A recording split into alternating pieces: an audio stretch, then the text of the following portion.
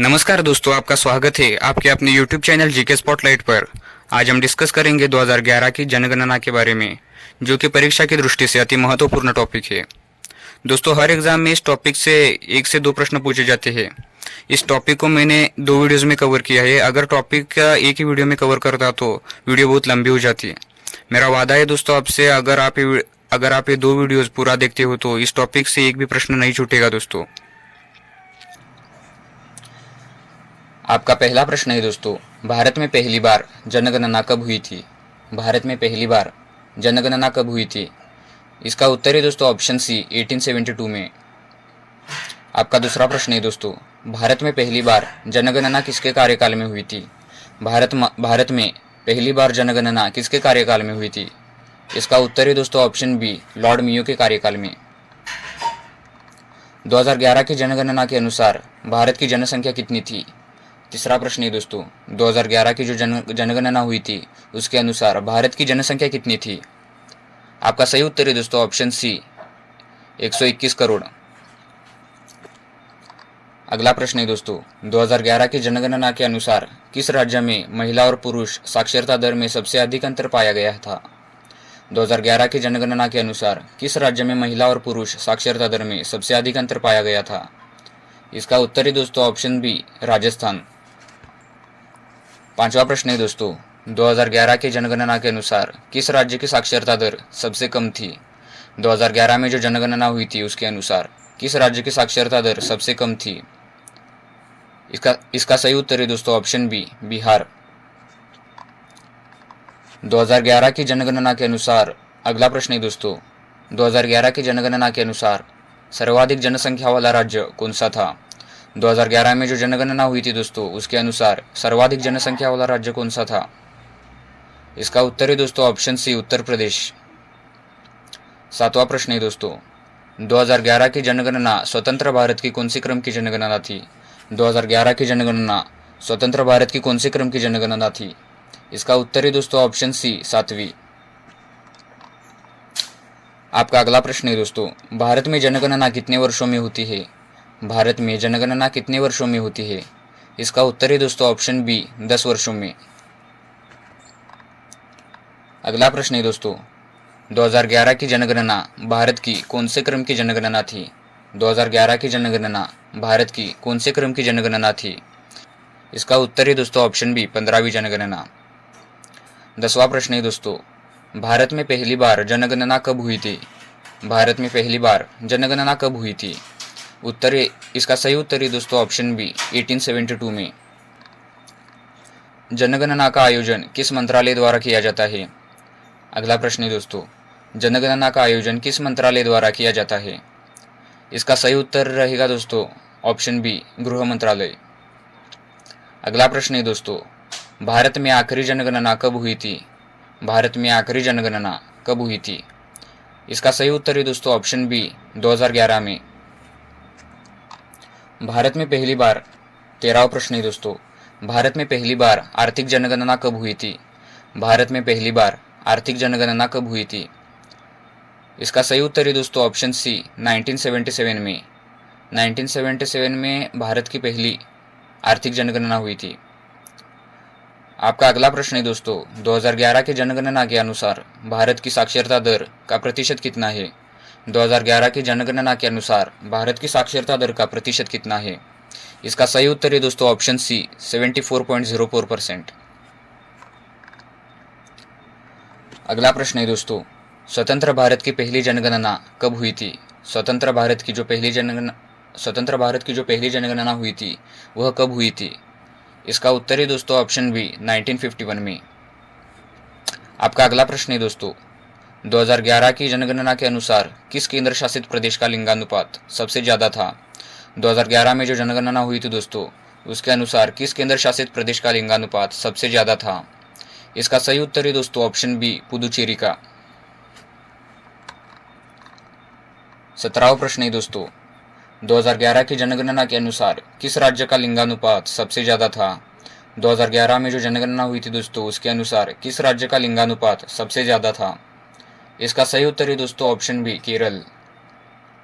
अगला प्रश्न है दोस्तों, 2011 की जनगणना के अनुसार सबसे कम लिंगानुपात किस राज्य का था? 2011 की जनगणना के अनुसार सबसे कम लिंगानुपात किस राज्य का था? आपका सही उत्तर रहेगा दोस्तों ऑप्शन सी, हरियाणा। आपका अगला प्रश्न है दोस्तों, 2011 की जनगणना के अनुसार सबसे कम लिंगानुपात वाला केंद्र शासित प्रदेश कौन सा था? 2011 की जनगणना के अनुसार सबसे कम लिंगानुपात वाला केंद्र शासित प्रदेश कौन सा था? इसका सही उत्तर रहेगा दोस्तों ऑप्शन ए, दमन और दीव का। 2011 की जनगणना के अनुसार अगला प्रश्न है दोस्तों आपका, 2011 की जनगणना के अनुसार भारत का जनसंख्या घनत्व कितना था? 2011 में जो जनगणना हुई थी उसके अनुसार भारत का जनसंख्या घनत्व कितना था? इसका सही उत्तर है दोस्तों ऑप्शन डी, 382 व्यक्ति प्रति वर्ग किलोमीटर। 21वां प्रश्न है दोस्तों, 2011 की जनगणना के अनुसार भारत का सर्वाधिक आबादी वाला राज्य कौन सा है? 2011 की जनगणना के अनुसार भारत का दूसरा सर्वाधिक आबादी वाला राज्य कौन सा है? इसका उत्तर है दोस्तों ऑप्शन सी, महाराष्ट्र। भारत में सबसे अगला प्रश्न है दोस्तों, भारत में सबसे घनी आबादी वाला राज्य कौन सा है? भारत में सबसे घनी आबादी वाला राज्य कौन सा है? इसका सही उत्तर है दोस्तों ऑप्शन बी, बिहार। अगला प्रश्न है दोस्तों, 2011 की जनगणना के अनुसार भारत का जनसंख्या घनत्व कितना है?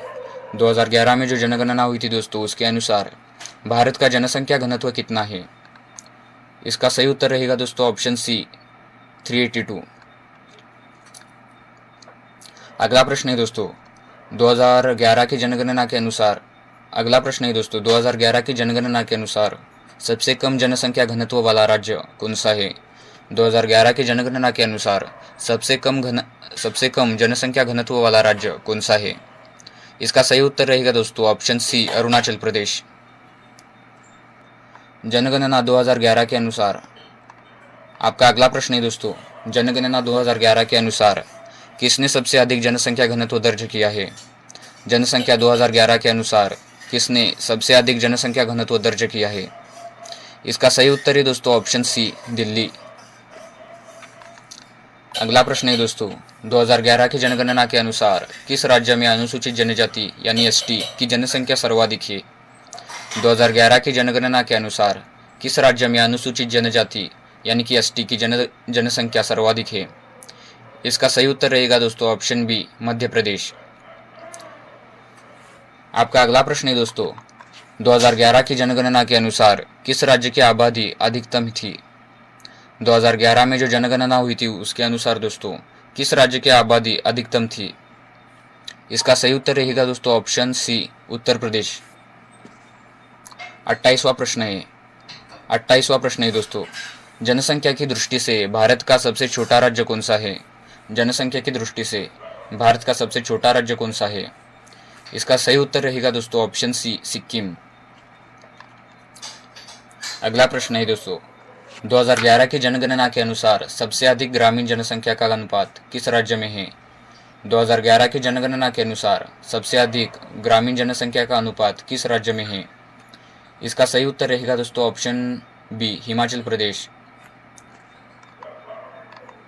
30वां प्रश्न है दोस्तों, 2011 की जनगणना के अनुसार भारत में गांवों में रहने वाले लोगों का प्रतिशत क्या है?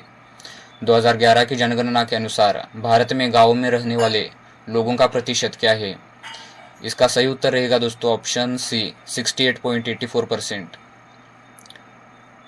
अगला प्रश्न है दोस्तों, 2011 की जनगणना के अनुसार विश्व की जनसंख्या में भारत की जनसंख्या का प्रतिशत कितना है?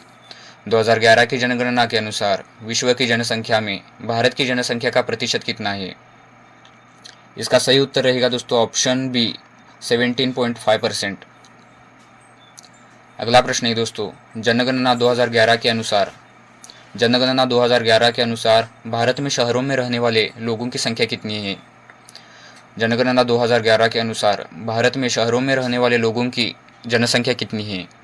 इसका सही उत्तर रहेगा दोस्तों ऑप्शन सी, 37 करोड़। अगला प्रश्न है दोस्तों, जनगणना 2011 के अनुसार भारत की कुल जनसंख्या में 2011 की जनगणना के अनुसार भारत की कुल जनसंख्या में से नगरीय जनसंख्या का कितना प्रतिशत था? 2011 की जनगणना के अनुसार भारत की कुल जनसंख्या में से नगरीय जनसंख्या का कितना प्रतिशत था? इसका सही उत्तर रहेगा दोस्तों ऑप्शन बी 31.2%। भारत में जो नियमित जनगणना की शुरुआत हुई थी दोस्तों, वह किसके कार्यकाल में हुई थी? अगला प्रश्न है दोस्तों, भारत में जो नियमित जनगणना की शुरुआत हुई थी दोस्तों, वह किसके कार्यकाल में हुई थी? इसका सही उत्तर रहेगा दोस्तों ऑप्शन बी लॉर्ड रिपन के कार्यकाल में। अगला प्रश्न है दोस्तों, आधुनिक विश्व में पहली बार जनगणना करवाने वाला देश कौन सा है? आधुनिक विश्व में पहली बार जनगणना करवाने वाला देश कौन सा है? इसका उत्तर रहेगा दोस्तों ऑप्शन बी अमेरिका। आपका अगला प्रश्न है दोस्तों, दशकीय जनगणना करने वाला पहला देश कौन सा है? अगला प्रश्न है दोस्तों, दशकीय जनगणना करने वाला पहला देश कौन सा है? इसका सही उत्तर रहेगा दोस्तों ऑप्शन सी अमेरिका। अगला प्रश्न है दोस्तों, 2011 की जनगणना का शुभंकर क्या था? 2011 की जनगणना का शुभंकर क्या था? इसका सही उत्तर रहेगा दोस्तों ऑप्शन बी प्रगणक शिक्षिका। अगला प्रश्न है दोस्तों, प्रगणक शिक्षिका इस शुभंकर का आवरण किसने किया था? प्रगणक शिक्षिका इस शुभंकर का आवरण किसने किया था? इसका सही उत्तर रहेगा दोस्तों ऑप्शन सी गृह मंत्री पी चिदम्बरम ने। अगला प्रश्न है दोस्तों, 2011 की जनगणना का आदर्श वाक्य क्या था? 2011 की जनगणना का आदर्श वाक्य क्या था? इसका सही उत्तर रहेगा दोस्तों ऑप्शन बी हमारी जनगणना हमारा भविष्य। अगला प्रश्न है दोस्तों, 2011 की जनगणना के समय जनगणना आयुक्त कौन थे? 2011 की जनगणना हुई थी, उसके आयुक्त कौन है दोस्तों? इसका उत्तर रहेगा दोस्तों ऑप्शन बी सी चंद्रमौली। आपका अगला प्रश्न है दोस्तों, 2011 की जनगणना की अनुमानित लागत कितनी थी? 2011 की जनगणना की अनुमानित लागत कितनी थी? इसका उत्तर है दोस्तों ऑप्शन सी 2200 करोड़। अगला प्रश्न है दोस्तों, 2021 की जनगणना कितनी भाषाओं में होगी? 2021 की जनगणना कितनी भाषाओं में होगी? इसका सही उत्तर है दोस्तों ऑप्शन डी 16 भाषाओं में। अगला प्रश्न है दोस्तों, 2021 की जनगणना के आयुक्त कौन होंगे? 2021 में जो जनगणना होगी दोस्तों, उसके आयुक्त कौन होंगे? इसका सही उत्तर है दोस्तों option C doctor Vivek Joshi. अगला प्रश्न है दोस्तों, 2021 की जनगणना का आदर्श वाक्य क्या होगा? 2021 में जो जनगणना होगी उसका आदर्श वाक्य क्या होगा? इसका सही उत्तर है दोस्तों ऑप्शन बी जनभागीदारी से जनकल्याण। आपका अगला प्रश्न है दोस्तों, किस साल की जनगणना भारत की पहली डिजिटल जनगणना होगी? किस साल की जनगणना भारत की पहली डिजिटल जनगणना होगी? इसका सही उत्तर रहेगा दोस्तों ऑप्शन ए 2021 की जनगणना। आपका अगला प्रश्न है दोस्तों, 2021 की जनगणना स्वतंत्र भारत की कौन सी क्रम की जनगणना होगी? 2021 में जो जनगणना होगी वह स्वतंत्र भारत की कौन सी क्रम की जनगणना होगी? इसका सही उत्तर रहेगा दोस्तों ऑप्शन डी 8वीं जनगणना। आपका अगला प्रश्न है दोस्तों, भारत में नियमित और वैज्ञानिक तरीके से पहली बार जनगणना किस वर्ष हुई थी? भारत में नियमित और वैज्ञानिक तरीके से पहली बार जनगणना किस वर्ष हुई थी? इसका सही उत्तर रहेगा दोस्तों ऑप्शन ए 1881 में। अगला प्रश्न है दोस्तों, वैज्ञानिक तरीके से भारत में जनगणना किसके कार्यकाल में हुई थी? वैज्ञानिक तरीके से भारत में जनगणना किसके कार्यकाल में हुई थी? इसका सही उत्तर रहेगा दोस्तों ऑप्शन सी लॉर्ड रिपन के कार्यकाल में। आपका अगला प्रश्न है दोस्तों, 2011 की जनगणना में भारत के कितने जिले शामिल थे? 2011 में जो जनगणना हुई थी दोस्तों, उसमें कितने जिले शामिल थे? इसका सही उत्तर रहेगा दोस्तों ऑप्शन बी 640। आपका अगला प्रश्न है दोस्तों, सर्वाधिक जनसंख्या वाला जिला कौन सा है? सर्वाधिक जनसंख्या वाला जिला कौन सा है? इसका सही उत्तर रहेगा दोस्तों ऑप्शन सी ठाणे। आपका अगला प्रश्न है दोस्तों, न्यूनतम जनसंख्या वाला राज्य कौन सा है? 2011 की जनगणना के अनुसार न्यूनतम जनसंख्या वाला राज्य कौन सा है? इसका सही उत्तर रहेगा दोस्तों ऑप्शन सी सिक्किम। आपका अगला प्रश्न है दोस्तों, 2011 की जनगणना के अनुसार भारत में पुरुषों की साक्षरता दर कितनी थी?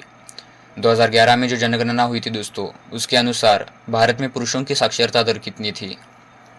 इसका सही उत्तर रहेगा दोस्तों ऑप्शन सी 82.14%। आपका अगला प्रश्न है दोस्तों, 2011 की जनगणना के अनुसार भारत में महिलाओं की साक्षरता दर कितनी थी? 2011 की जनगणना के अनुसार भारत में महिलाओं की साक्षरता दर कितनी थी? इसका सही उत्तर रहेगा दोस्तों ऑप्शन बी 65.46%। अगला प्रश्न है दोस्तों, 2011 की जनगणना के अनुसार किस राज्य की जनसंख्या वृद्धि दर नकारात्मक रही है? 2011 की जनगणना के अनुसार किस राज्य की जनसंख्या वृद्धि दर नकारात्मक रही थी? इसका सही उत्तर है दोस्तों ऑप्शन सी नागालैंड। अगला प्रश्न है दोस्तों, 2011 की जनगणना के अनुसार किस राज्य की दशकीय वृद्धि दर सबसे अधिक थी? 2011 की जनगणना के अनुसार किस राज्य की दशकीय वृद्धि दर सबसे अधिक थी? इसका सही उत्तर रहेगा दोस्तों ऑप्शन सी मेघालय।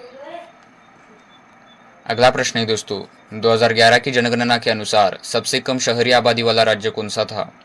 2011 में जो जनगणना हुई थी दोस्तों, उसके अनुसार सबसे कम शहरी आबादी वाला राज्य कौन सा था? आपका सही उत्तर रहेगा दोस्तों ऑप्शन बी सिक्किम। अगला प्रश्न है दोस्तों, 2011 की जनगणना के अनुसार ग्रामीण भारत का लिंगानुपात कितना था? 2011 में जो जनगणना हुई थी दोस्तों, उसके अनुसार भारत का लिंगानुपात कितना था? इसका सही उत्तर रहेगा दोस्तों ऑप्शन बी। इसका सही उत्तर रहेगा दोस्तों ऑप्शन बी, प्रति 1000 पुरुषों पर 949 फीमेल्स रहेगी दोस्तों। आपका अगला प्रश्न है दोस्तों, 2011 की जनगणना के अनुसार भारत के शहरों का लिंगानुपात कितना था? 2011 की जनगणना के अनुसार भारत के शहरों का लिंगानुपात कितना था? इसका सही उत्तर रहेगा दोस्तों ऑप्शन ए, प्रति 1000 पुरुषों पर 929 महिलाएं। आपका अगला प्रश्न है दोस्तों, 2011 की जनगणना के अनुसार भारत में सबसे ज़्यादा बोली जाने वाली भाषा कौन सी है? 2011 में जो जनगणना हुई थी दोस्तों, उसके अनुसार भारत में सबसे ज़्यादा बोली जाने वाली भाषा कौन सी है? इसका सही उत्तर रहेगा दोस्तों ऑप्शन बी हिंदी। अगला प्रश्न है दोस्तों, 2011 की जनगणना के अनुसार किस संघ शासित प्रदेश की जनसंख्या वृद्धि दर सबसे कम थी? 2011 की जनगणना के अनुसार किस संघ शासित प्रदेश की जनसंख्या वृद्धि दर सबसे कम थी? इसका सही उत्तर रहेगा दोस्तों ऑप्शन सी लक्षद्वीप।